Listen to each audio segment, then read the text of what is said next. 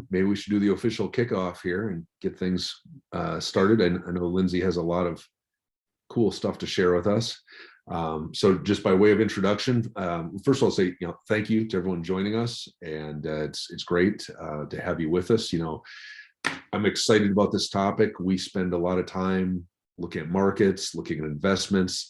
But we're not just investment advisors. We spend a lot of time thinking about taxes and insurance and real estate and how to fund goals. But we're not just financial planners looking at the numbers. We know there's real people behind all this. And something I'm passionate about is, how do we use those financial tools to really help on the qualitative side of your life, and what it's all about. How do we help facilitate hopes and dreams? How do we protect against fears and downturns and things that could derail? And so very interested in trying to do more to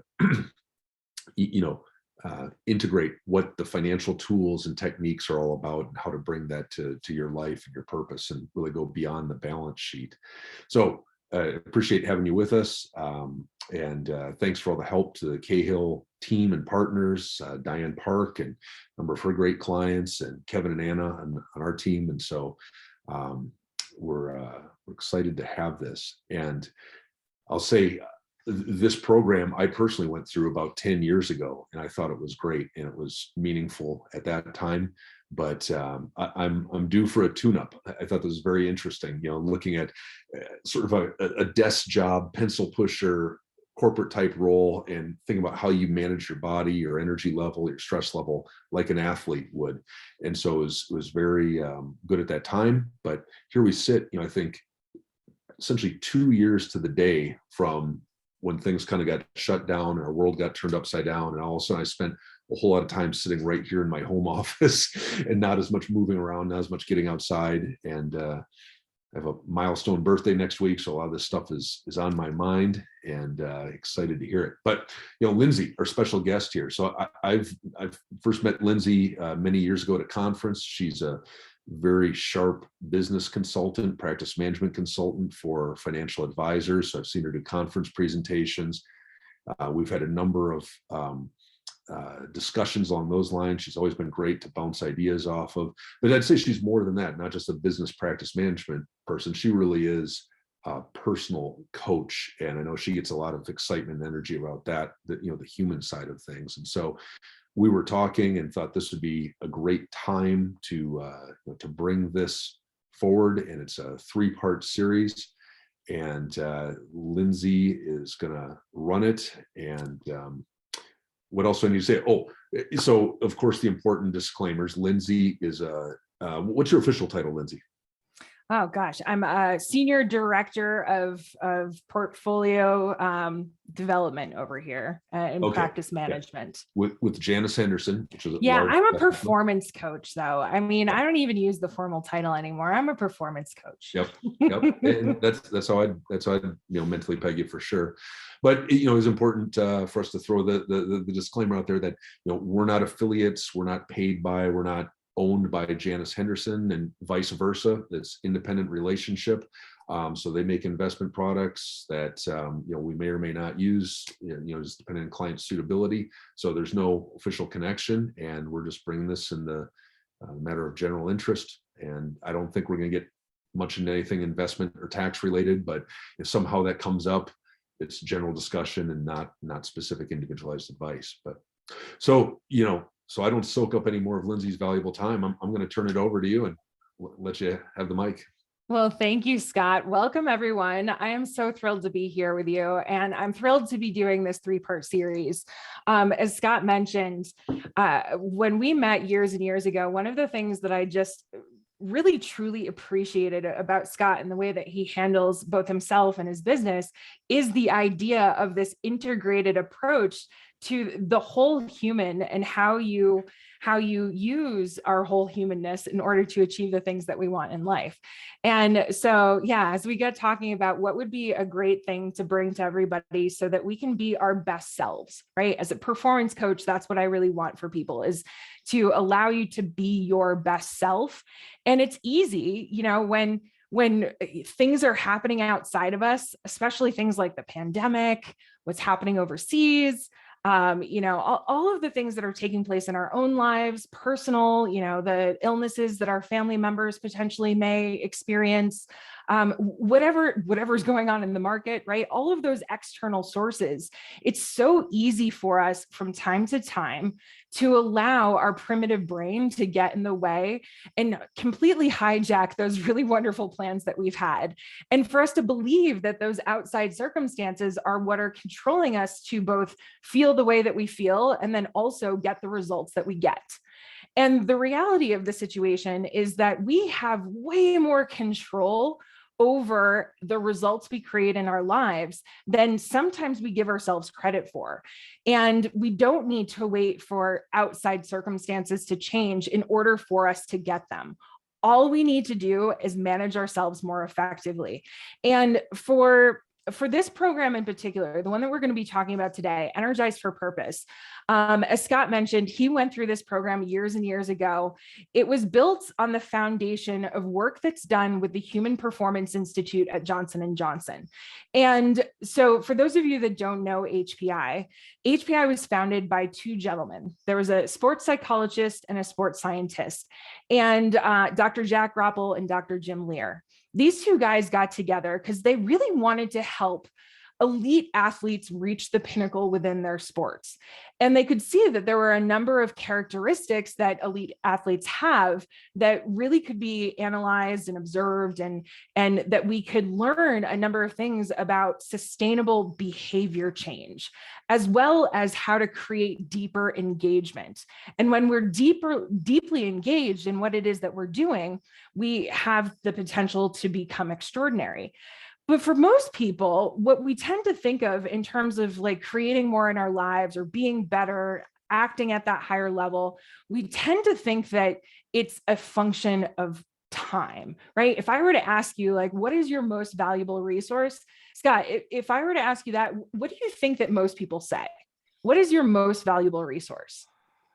Well, you do often hear time, precious resource, you're not getting any more of it. And it's a finite resource. Mm-hmm. We all have the same 7 days in a week, 365 days in a year, 24 hours in a day, right?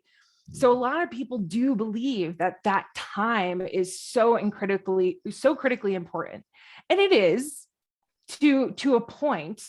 But what they found through all of this research at HPI, they worked with, those elite athletes. They started to do a lot of work with CEOs of Fortune 500 companies, military special forces, really elite performers. And what they found was it had nothing to do with time, right? You can look at some of these people that are out there. We all know somebody like this who operates at a really high level, super engaged, loves what they do, shows up with a ton of, excitement. And they seem to always do it in like way less time than other people. I don't know if you know somebody that's like this. I know a couple, right? But the deal is, how do they do that? How do they show up in the same amount of time or less than we do and operate at a higher level? And the answer is they manage their energy different. It's not about managing our time, because here's really, the ultimate issue. Unfortunately, we're all experiencing the exact same thing that's out there. We think that energy and generating more energy is based on finding more time in our day, but energy isn't a time issue. It's a capacity issue. Okay. So as the demands in our lives increase, and typically after like the age of 30, I don't know about you, Scott, but after the age of 30, the demands of my life, they kept going up, and my capacity to meet those demands, unless I was truly managing my energy, wasn't necessarily keeping pace. You start to kind of have this crossover at time. And for some people, that's not the case. It doesn't have to make this like chronic crossing that you see here on the screen. But for other people, because they're not managing their energy, they're not creating more capacity in their energy, what ends up happening is that time just kind of melts away. And so here's what I have to say, right? You can't manage time. All we can do is manage ourselves within that time.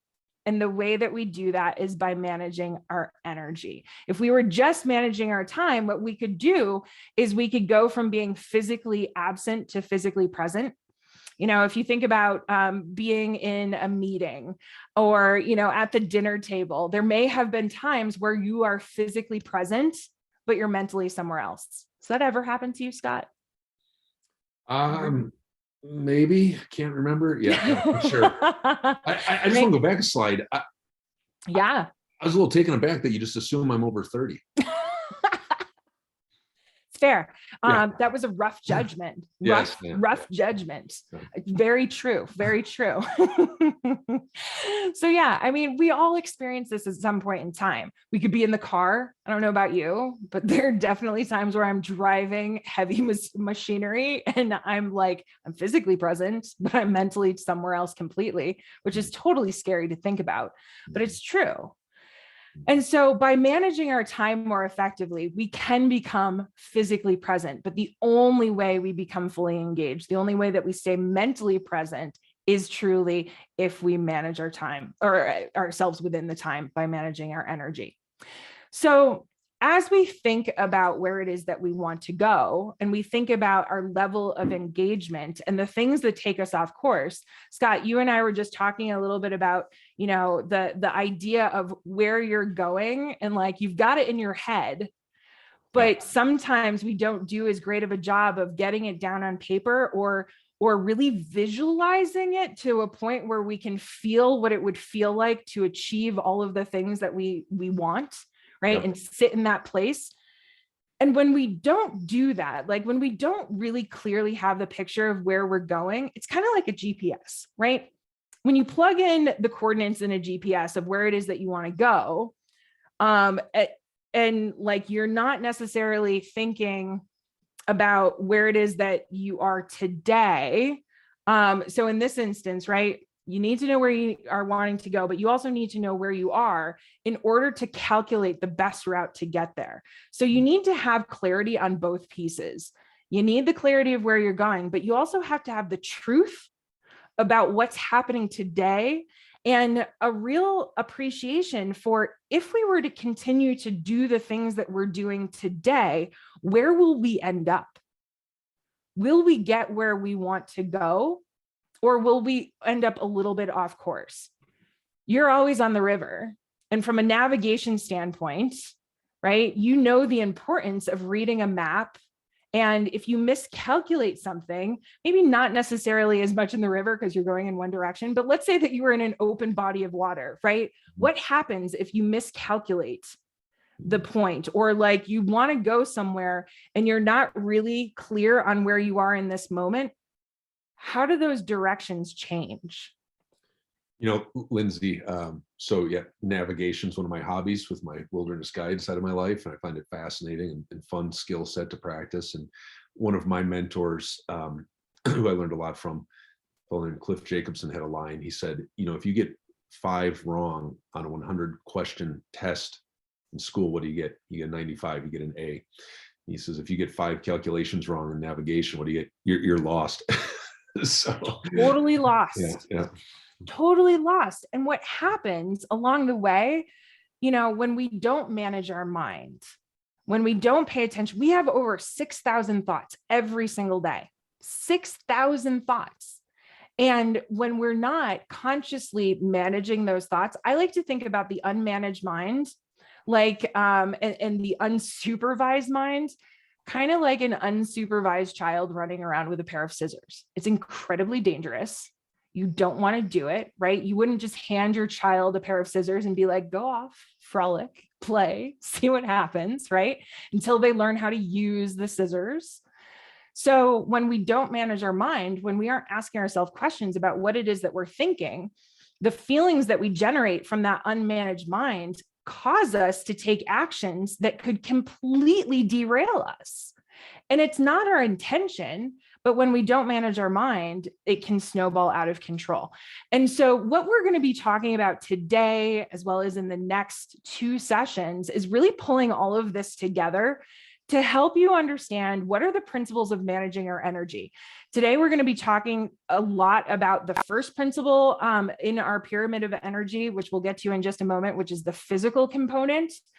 Over the next 2, we will be tackling the other 3. Today, we'll actually talk about, the 4th one a little bit as well. But The reason I bring this up is, yes, most certainly, if you can't attend the other sessions, it's okay. But I would highly encourage everybody that's on the session today to ensure that you're carving time out in your calendar for the other 2 sessions so we can really put this together in a complete package for you.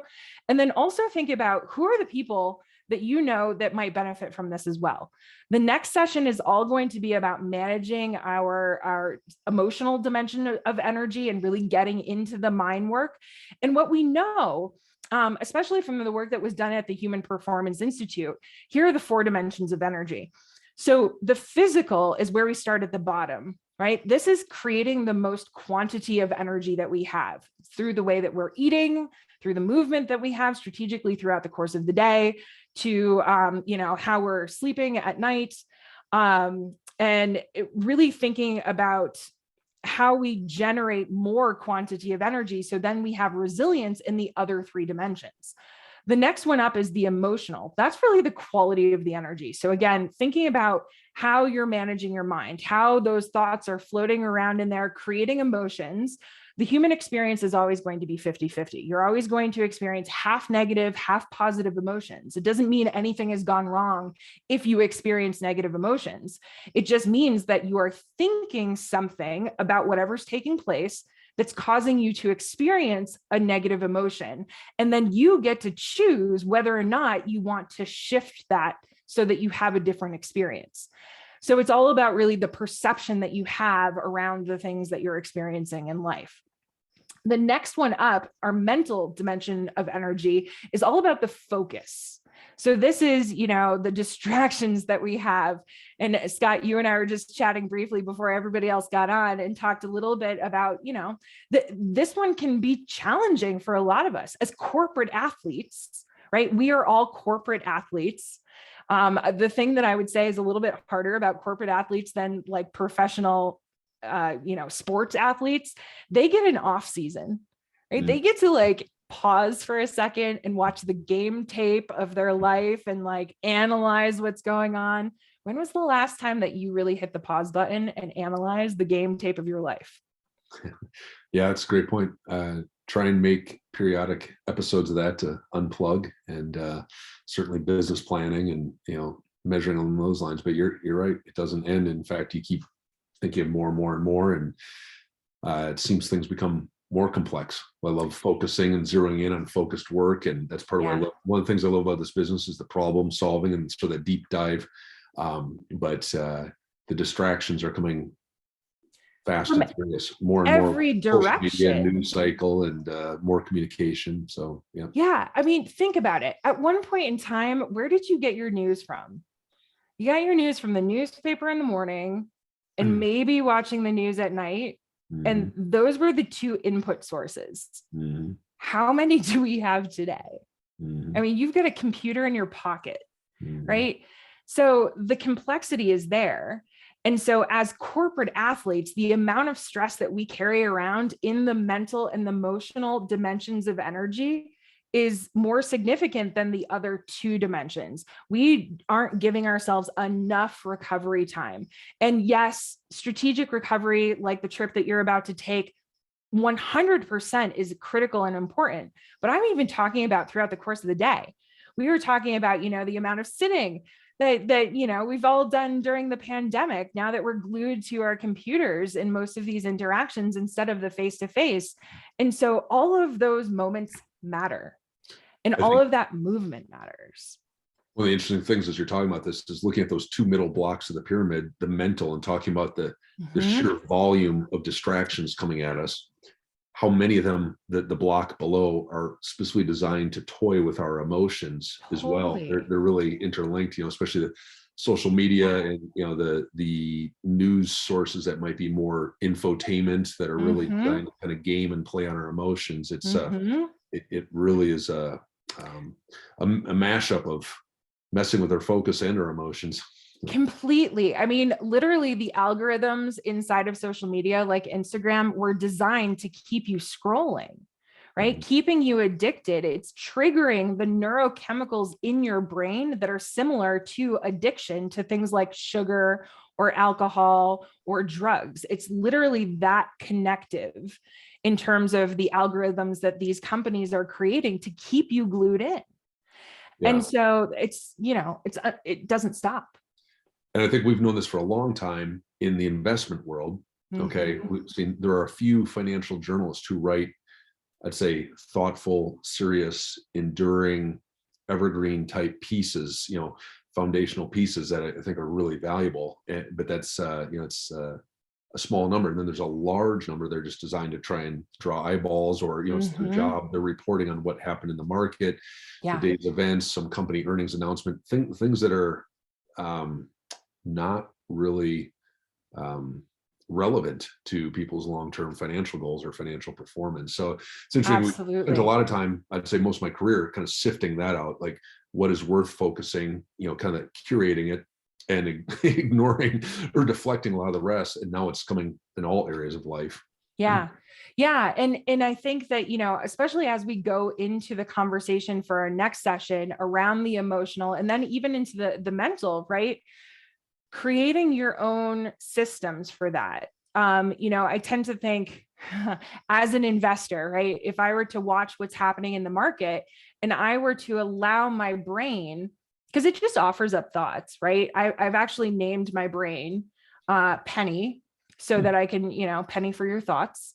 So I can kind of detach a little bit. Sometimes I will watch what Penny just does or offers up. And by creating that detachment, it's easier for me to just watch what I'm doing as if it were a movie on the screen in front of me. No judgment, but then I can get super curious about what's going on. So, if I were to let my brain just run wild and make what's happening in the markets mean something, then I could feel a certain way where then I would take a certain action, like pulling my money out of the market and then not having, getting the result that I initially wanted. So as we're going into the emotional and the mental, whatever the challenges are that anybody on the call today is facing, we can really manage it more effectively by choosing what we want to be thinking and therefore feeling, so that we take more desirable actions, right? If I go back to what HPI taught us, is that,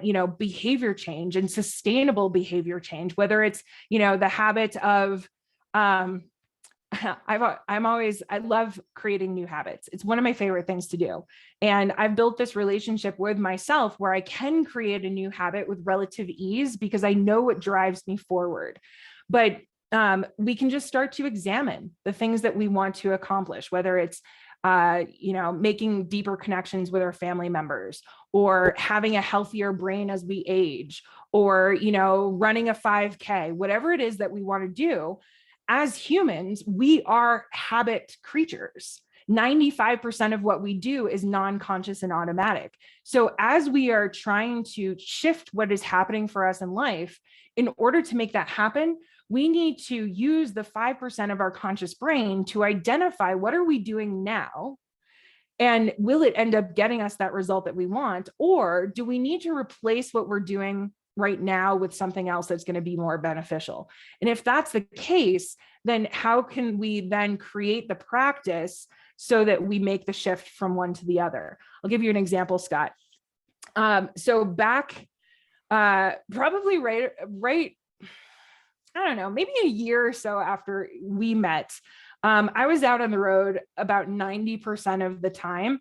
And I had gotten to a place where it was becoming really stressful. So I didn't have the same kind of work-life balance that I did when I was at my prior firm. And I started having a lot of stress, and I found myself every single time I would check into a new hotel room. And again, on the road about 90% of the time. So it was frequent. I would make a beeline for the kids menu, like the room service kids menu, and I would order chicken fingers. And I would sit there and I'd be like, I wonder why I'm not achieving these goals that I have for myself. And then when I finally sat with it and started examining the truth about what was happening in my life, I was like, well, Lindsay, you're not going to do what you want to do if you're eating chicken fingers every other day. Like, that's not going to work. Okay. So I had to sit with that for a second and process through it and not judge myself for the fact that I had gotten there. And I slowly made the shift to, okay, if I don't want to be eating chicken fingers, what do I want to do when I check into a hotel room? And I told myself this really pretty picture of like, well, what I would love to be doing instead is going and getting on the treadmill. So you can imagine the distance between those two places, ordering chicken fingers to like putting on my shoes and going and getting on the treadmill. That first day, it felt like it was just miles and miles apart. And so just sitting there and recognizing that, hey, you've practiced ordering chicken fingers for a really long time. You have gotten so good at ordering chicken fingers. So this new habit, give yourself some grace as you practice this new habit of not ordering chicken fingers. So I had to create these like mini goals on my way to this bigger goal so that I could work my way from this place where I had really created a neural pathway for ordering chicken fingers. I had created a pathway in my brain that was so powerful. And if you think about it, our brains were designed to do three things: seek pleasure, chicken fingers; avoid pain, not getting on the treadmill; and expending the least amount of energy that is humanly possible. So our brain's like, oh, this is what we did yesterday, and I'm not dead. Even though it's ordering chicken fingers, like, you know, in the moment, I'm not dead. So my brain thinks that that is the safe thing. Okay. And so as we're building up these new habits, recognizing there's a physiological component to what is happening inside of our brain and inside of our body as we are developing new habits. And it just doesn't happen overnight. You'll hear things like it takes 21 days to build a new habit, or really it's 6 weeks of practicing something for 5 minutes every single day helps you build a new neural pathway. So that's more of the scientific range, but it also comes down to how important is this for you, right? We always see you can create a new habit overnight if you've got a compelling enough reason. Otherwise, the thing that you need to do in order to create that new habit is practice stress and recovery, which is what you see here on the screen, right? We need to stress ourselves by doing the new thing and then give ourselves time to recover. You know, if you think about learning a new language or playing the piano or, you know, doing anything, you got to stress yourself, then step away, stress, step away. But even in our daily lives, the amount of stress that we're putting on ourselves without taking the recovery time, that's what's getting us some of the issues. You know, we carry around more chronic stress than is necessary. We're stressing those two middle sections of the pyramid more than we need to. And then in the other areas like the physical, we're not creating enough stress sometimes. You know, people aren't getting enough exercise. Exercise is stress. Period. End of story. We're stressing our body. And if you think about it, Scott, do you know what happens when you are, you're building muscle? Let's say that like I was lifting weights and building my bicep muscle. What happens to the muscle when you are lifting the weight? Do you know? I believe you're actually tearing and breaking down the fibers, and then you nutrition and rest and let them recover and build back stronger. Exactly, right? Stress creates the tears. The recovery time allows those tears to fill in, and that's what actually allows the muscle to grow. So stress is a great thing. But if we were to go in and do like arm day every single day of the week and not give that arm muscle time to recover, guess what? It doesn't grow. You might even hurt yourself. Overtraining, right? This is applicable in every area of your life. Okay. So as we're thinking about creating more energy, right, we want to have the stress in order to build up energy, but we also need to give it recovery time in order for that energy really to solidify. So again, today, the remainder of our time together today, we're going to be diving in deep to the physical component of energy. Our next session is all about the emotional, the quantity. Today's about quantity. Next time is about quality. And then the final session, our brain work session, is all about the mental. We're going to talk about how to keep a healthy brain as we age. And that's so critically important for so many reasons, right? Brain-based diseases are becoming more and more problematic. The numbers are just scary in terms of how many individuals in the United States are being impacted by Alzheimer's and dementia. And so there are certain things that we have within our control that we can keep at the forefront. You're going to be learning a lot about them over this session today, as well as next session, but we're going to add in some additional stuff there that will also help you with the focus and distraction and all of the inputs that are taking place, again, so we can have the healthiest brain and stay as focused as we possibly can be on the things that we want to be focused in on. So that will be what we do in that session. All right, so for the remainder of our time, we're going to dive into the physical. And Scott, could you tell everybody, can you remind everybody where they can get, there's a workbook for every single one of these sessions. And how can they find that workbook?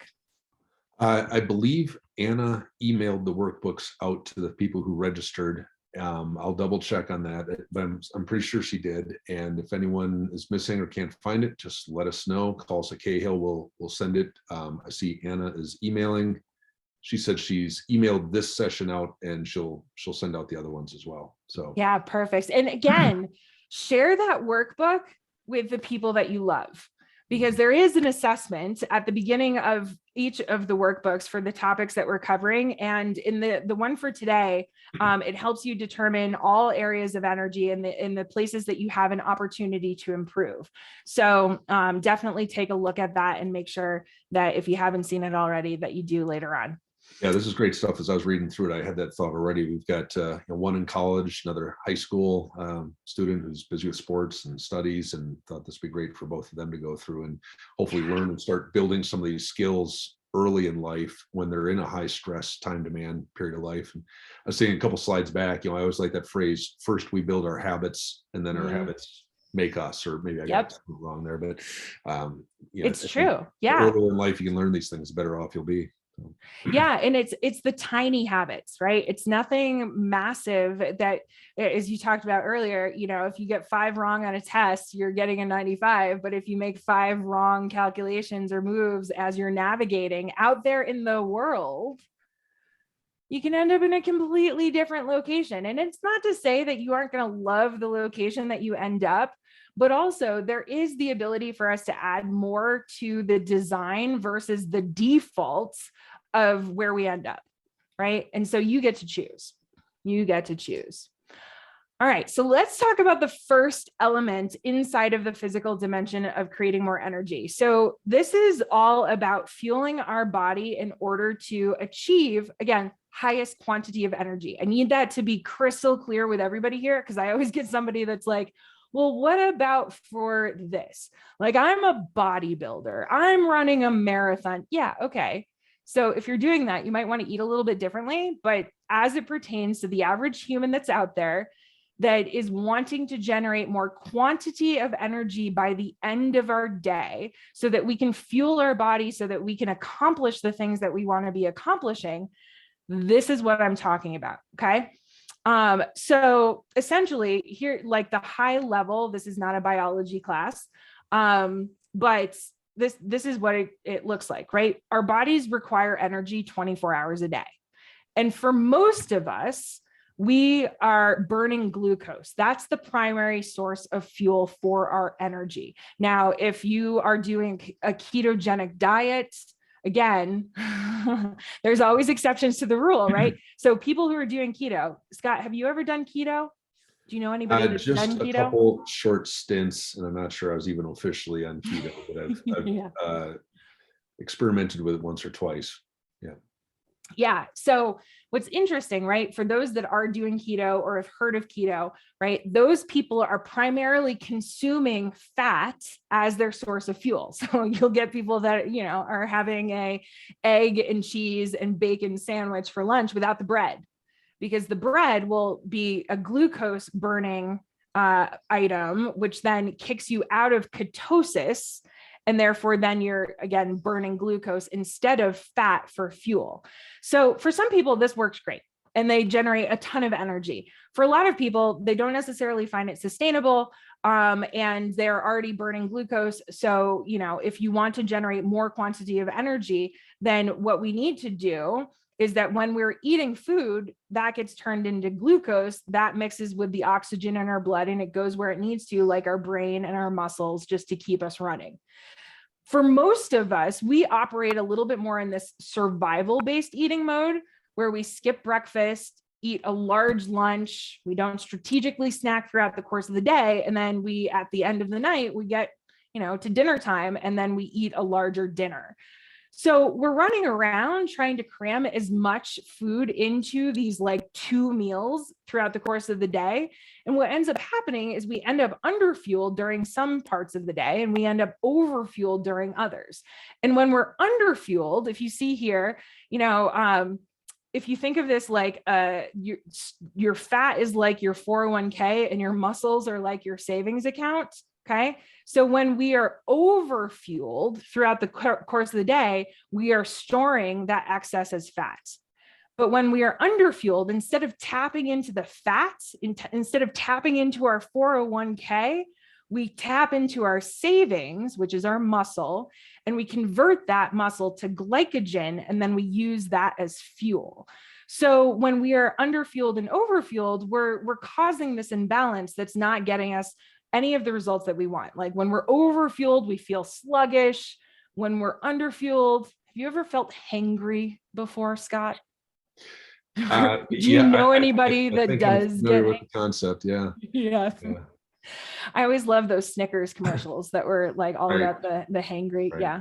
Especially the one with Betty White, where she was like a linebacker. It was pretty funny. I love this chart, Lindsay, but the little orange line, for me, I feel like it would spike up right at the end before bedtime, where I cram all my strategic snacking in the last 15 minutes before bed. See what cookies we have in the pantry or something. So. Yeah, absolutely. Right. And then all of that gets stored as fat instead. And so it doesn't mean that you aren't exercising enough to kind of like even things out. But as it pertains to healthy glucose regulation, right? One of the things that we know, and we'll talk about this more when we get into the BrainWorks world, but healthy glucose levels are really critical for high functioning brains. So if we are, fluctuating our glucose levels too much, again, glucose is the primary fuel for our brain. And so it can create some insulin resistance. And there is some research that's coming out from the Mayo Clinic that, Alzheimer's can be considered diabetes type 3. So we want to make sure that we're maintaining these healthy glucose levels, not just so that we have more energy throughout the course of the day, but so we can have healthy brains as we age. There's some wonderful work out there. There's a book called The Blue Zones, and it takes a snapshot of all of the places in the world where there is a higher rate of longevity, joy, fulfillment, all of the things that really make a really rich life. And they find that for most of the folks, they are eating a Mediterranean style diet, and they eat in this way that you see here now on the screen. So it's more of that, like a baby, every couple of hours, right? That helps you maintain that steady state of glucose, and therefore you don't have those spikes. And really don't end up having any of those moments where you're overfueled or underfueled. So that's kind of what we want to do here to create the most quantity of energy. Eat every couple of hours, and then in between those bigger meals, you want to be strategically snacking. So you've got about like 100 to 150 calories that you are working with for those snacks. And we'll talk a little bit about rest in just a moment here, but one of the things that does go into that is like trying to not eat within the 2-hour window right before your head hits the pillow. So that might be something that, strategic snacking, pile them all to the end of the day. I have my fourth meal. Yeah. Right. So the other thing I wanted to share with everybody is kind of what your plate should look like. So for everybody, our hands are different sizes. Okay. So you could put 2 people that look exactly the same height, same kind of general weight, and we could have very different size hands. So for everybody, I want you just to be aware of the size of your hands. If you were to cup them independently, not together like this, but independently, these are your measuring cups. prior to the pandemic, we used to make the joke, like from now on, every time you go to a buffet, you do not need to use the silverware that's there. You just use your hands. Don't do that. Bad recommendation. But in terms of what needs to make it onto our plate, ensuring that we are not over fueling our body comes down to what does your body need in order to get fuel? And you've got your built-in measuring cups right here. So the other thing, you probably have heard this plenty of times before, but the size of your protein is supposed to be like the size of your palm, and then the thickness of your palm, that's kind of your protein serving, whether it's meat or beans or any other protein substitute. That's kind of what you're working with there. So yeah, these are actually pictures of my meal prepping that I do every single Sunday. Wow. In order to, one of the things that we know, if you want to make this work, using your prefrontal cortex to make decisions ahead of time, so that when you are in the moment, your primitive brain, if you remember, your primitive brain's supposed to do three things: seek pleasure, avoid pain, and expend the least amount of energy as humanly possible. So if we don't plan ahead of time, the chances of us reaching for something else or overeating or not strategically snacking or doing all of the things that we tell ourselves we want to do is much higher. So planning ahead of time and using that prefrontal cortex to make decisions before you get into the moment is critical for success. All right, strategic movement. Before I head there, Scott, any thoughts that you'd like to bring up? I'm also going to check to see. This is great. I think back, I used to be more disciplined and focused about my workouts. I was an athlete, and so it was kind of a combination of I was younger. I had a reason to work out. I enjoyed it. I had the time, all those things. But I'd read a book, I think it was by editor from Men's Health, and they made the whole point in there of, kind of a list of healthy snacks, almonds, hard-boiled eggs, things like that. Yep. And the idea was don't eat less, eat more. Exactly what you're saying, kind of your idea of eat like a baby and don't let yourself get hungry. And just as you're talking, it's funny how you go through life and you're like, I used to know that, or I used to do that. What happened?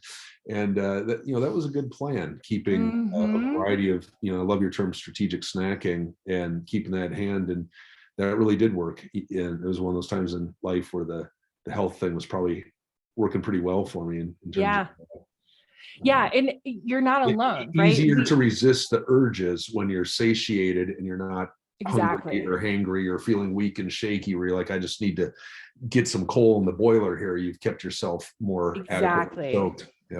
Yep. And just the convenience element, right? When you're planning ahead of time and you're creating that convenience because it's going to happen. It's funny. I was having a conversation the other day. My calendar is what some people consider to be overwhelming. Every moment of every day is very scheduled out, including my meals and when I'm going to work out. And I have found that constraint it creates way more freedom for me. But, in talking to people about thinking through just the convenience, that you need to eat every day, right? I had somebody be like, well, how are you scheduling your meals in there? Or I'm on Zoom calls with people that are like, eating during the Zoom calls. And I'm like, it's almost as if you had no idea that you were going to want to eat lunch today. How did you not know that? You wanted to do it yesterday, right? So why are we not planning a little bit further out for some of these things that we know we're going to encounter? A couple quick questions I just saw. One asked about recording and slides. We are recording this. The intention is that it'll be available later and could be shared. And I'm going to try and get it posted on my blog and potentially as a podcast. But we are recording. Other questions about this. I think these handful measurements. Was that for an entire day or was that for one meal? It's a great question. So that's what your plate should look like there. So 2 handfuls of your fruits and vegetables.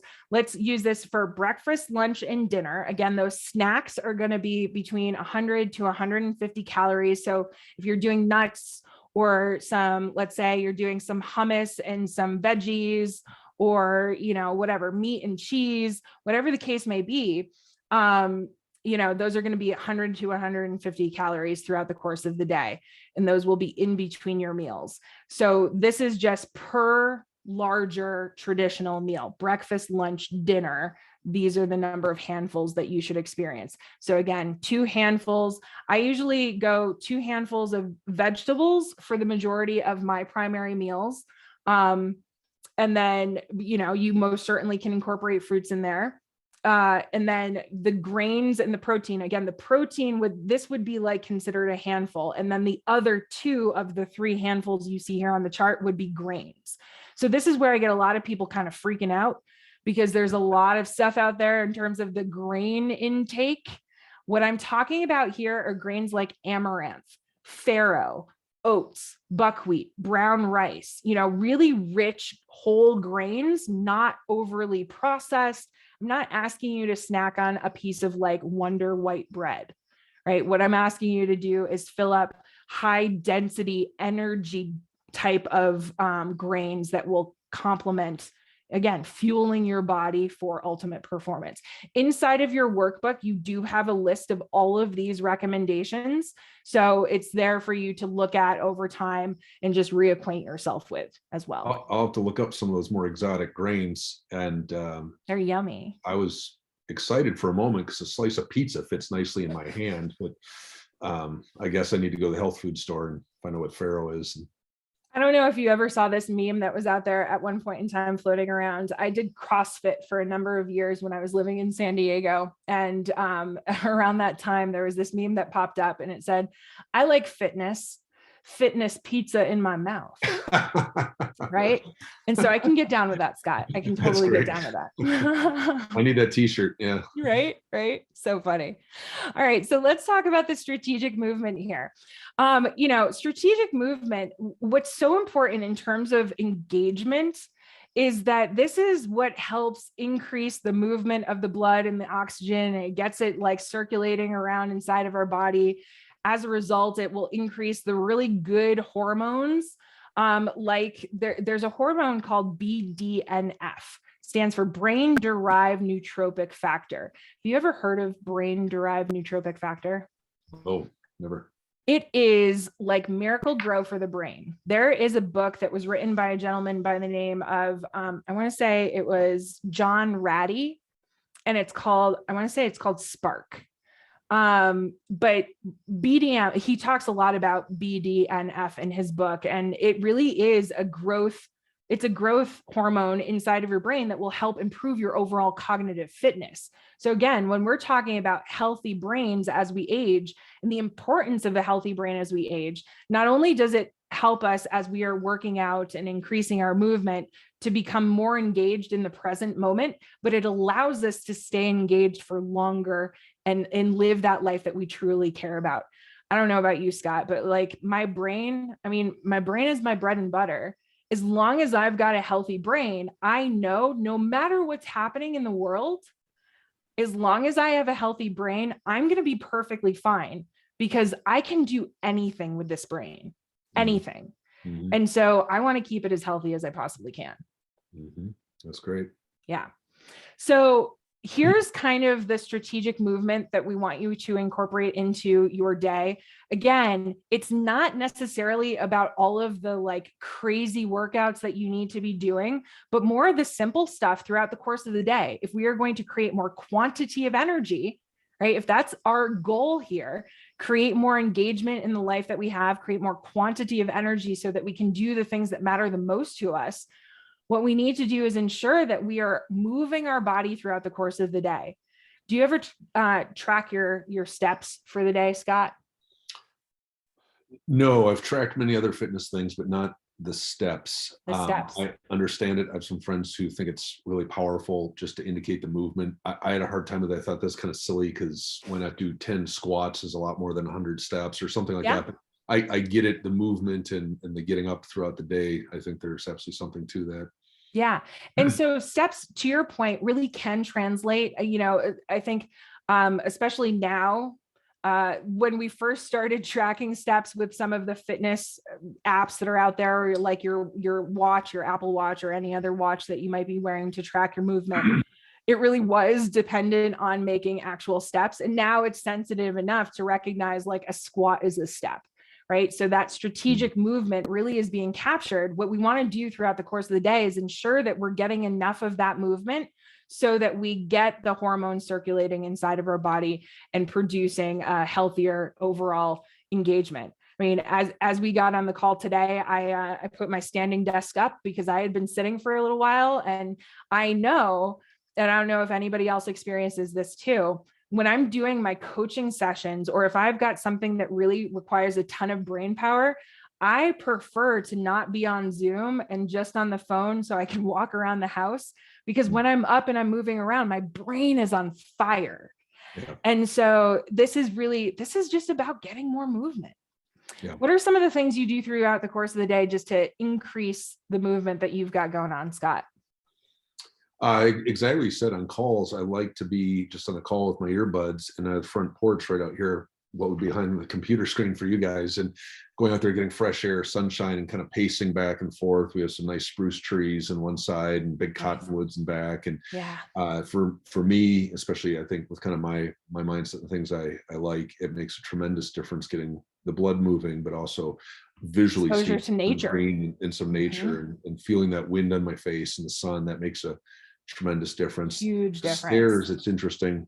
Some of our longer term Cahill clients were on the call will remember we used to be in another building across the parking lot on the 6th floor, and I would regularly go up and down the stairs there, take a break, especially if I had a volleyball tournament coming up in a couple of weeks. And that made an amazing difference, doing the stairs once or twice, a couple times throughout the day, just to really keep the body activated, especially those big muscles, your quads and glutes and things like that. And then for me, a big change is I when I was younger and I was single and I was an athlete, I'd go have these long structured workouts where it was kind of this formal thing where I'd go to the gym and do that. And then I realized I was suffering because I wasn't finding or making the time to make that happen as much. And so I started breaking out pieces of movement and exercise and thinking about a lot differently to try and get a more even flow of activity, making sure I was always doing something, even if I couldn't make it to the gym, doing some push-ups, doing some air squats in my bedroom, that type of thing, just to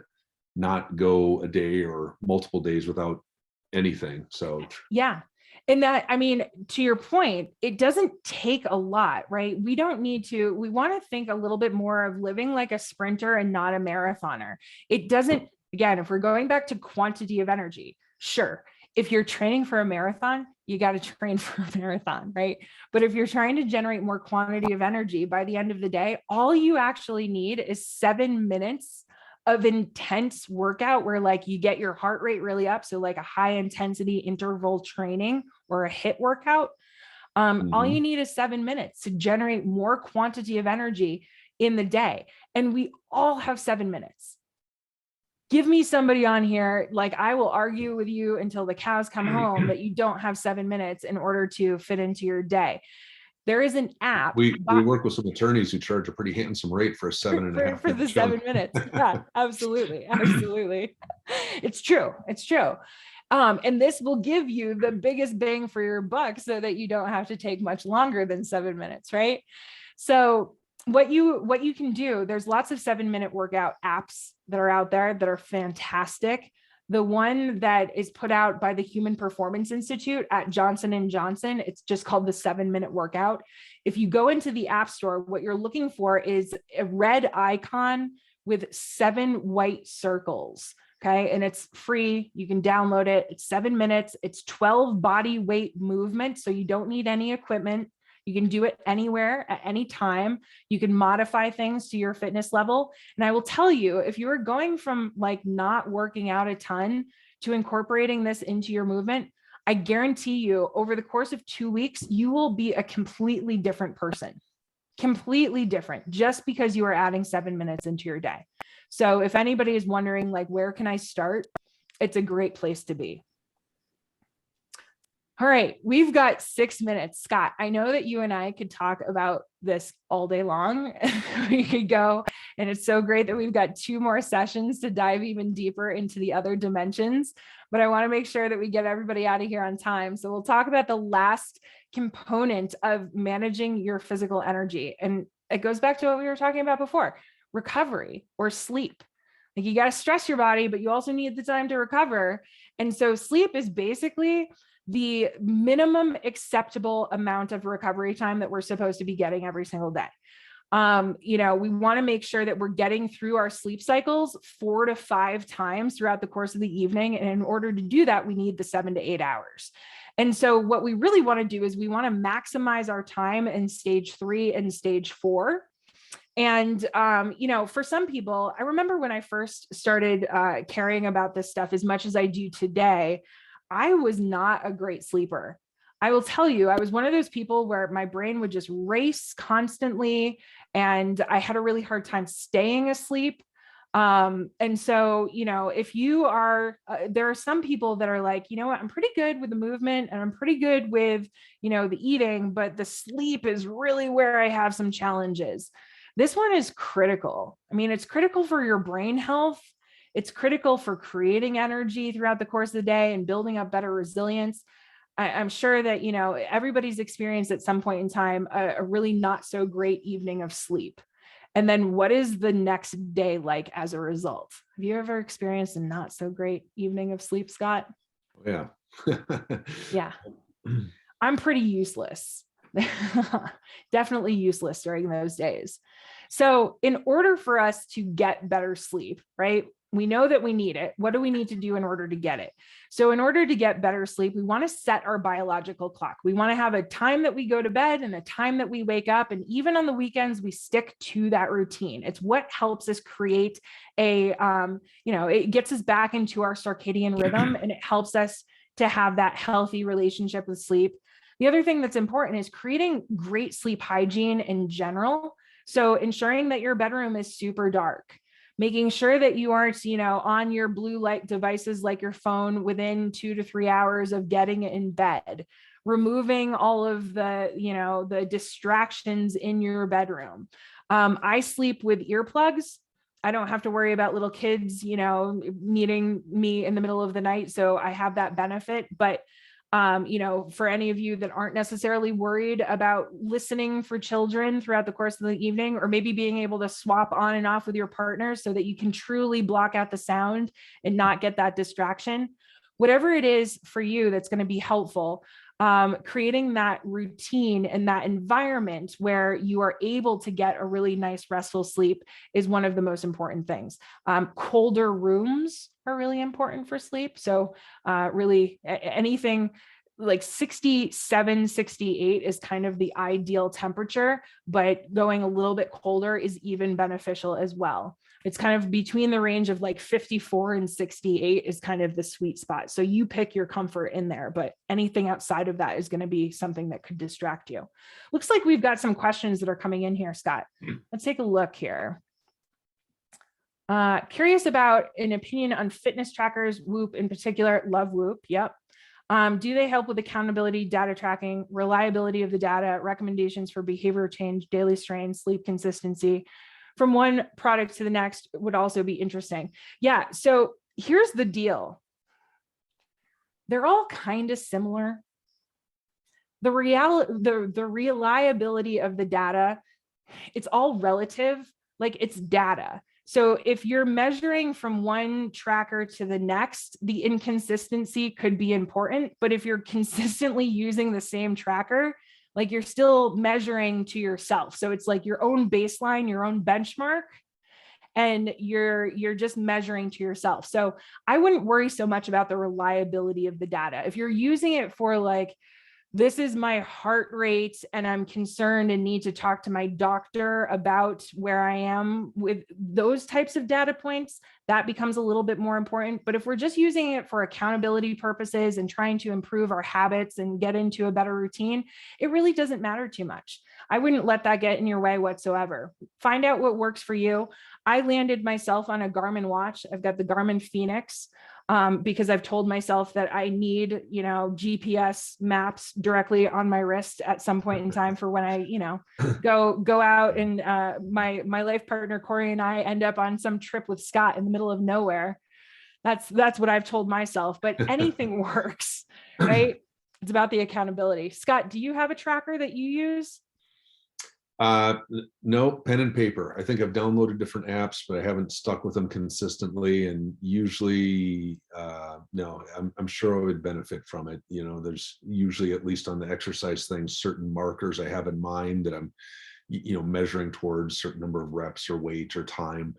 And on the food, it's that would probably, I think, be a real win for for me to adopt that, build that habit. MyFitnessPal does a great job with food. I actually use, I took the picture off, but I use just the habit tracker Habit inside of my phone. And I know that we're up on time here, so I just want to pull this back real quickly. And I apologize. We can get going all day long on this stuff, and we'll just carry this over to our next conversation. I will send out to Scott the earplugs that I use. So I see that there's a question in there about that. So I'll give you the link to the Amazon. I mean, I'm addicted. I've been using them for years, and I think that they're the most comfortable earplugs out there on the market. So I will send that over as a follow-up. Here's my last point, Scott. So what we're doing over the next 2 sessions, really helping you to create this life by design instead of by default. And, for some of us, we get distracted. And as we're going along, things may end up a little bit better than where we are today, but don't we want to create a life by design that gets us the things that we really want the most in life? I think the answer for most of us is yes. Yeah, so that's what we're doing. This is fantastic. Loads of great information. I don't know about the rest of you, but some things that I had heard before or had done before, was aware of, that maybe I've slipped habit-wise, certainly some new ideas. And kind of like the by design, there's another quote was, unexamined life is not worth living. And that seems a little extreme, but I do think the living life by design just fits in perfectly with the whole concept of financial planning, and think about where we want to be, like I say, hopes and dreams, avoiding fears, and working towards that systematically. So I love it, and really appreciate your time, Lindsay, and everyone else who joined us. And I'm looking forward to the next session. Fantastic. Thank you so much, everyone, for being here. Thanks a lot. Take care.